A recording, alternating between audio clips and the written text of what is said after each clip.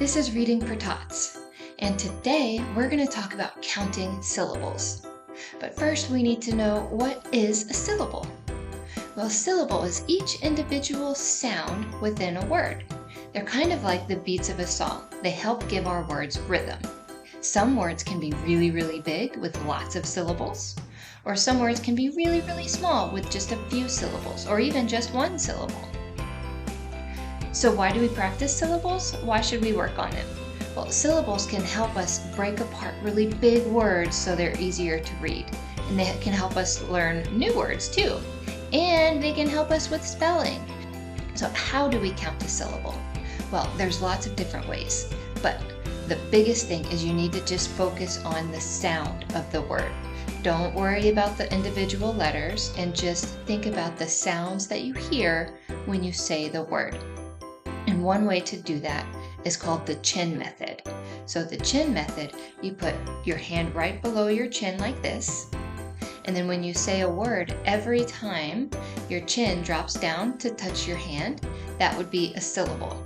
So if we're right here and I say the word hand, that's one. My chin touched my hand one time.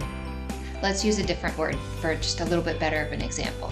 We're going to use the word banana. Ba-nan-a.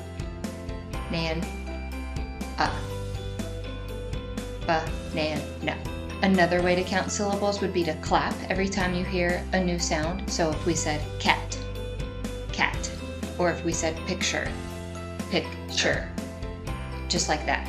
So every time you have a different sound in a word, you would clap your hands. So let's look at some more words where we can practice counting syllables, okay? So how about we start small and we'll work our way to the bigger ones. So our first word that we're going to use is dog. Dog. Dog. How many times did my chin drop? Just once, right? So we just have one syllable in the word dog. Great job. Okay, our next word. Let's use table. Table. Table. Table. Two. That's right. Table has two syllables. Our next word, let's use the word window. Window. Window. So how many syllables do you count? Two. That's right. Window has two syllables. Great job. For our next word, let's use the word chair. Chair. Chair. Chair has one syllable. For our next word, let's use butterfly. That's a big one. Butterfly. Butterfly. Butterfly.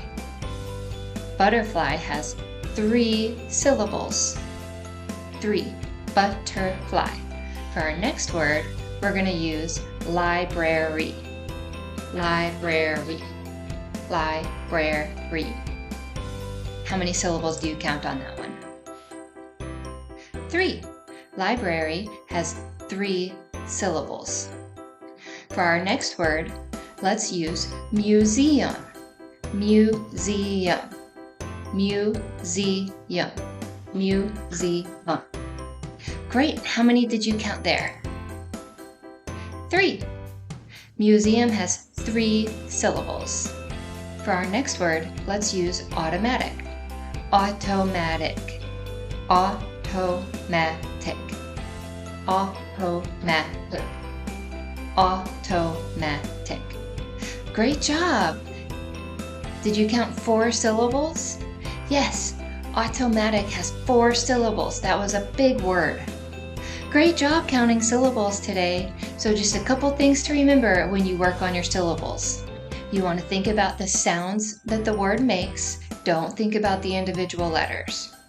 You want to remember your vowel teams. So that means when you have more than one vowel and they just make one sound. Like what we saw in chair. Chair has two vowels right next to each other, but they just make one sound, right?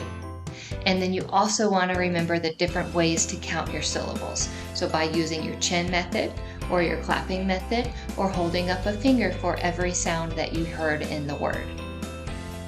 Great job today!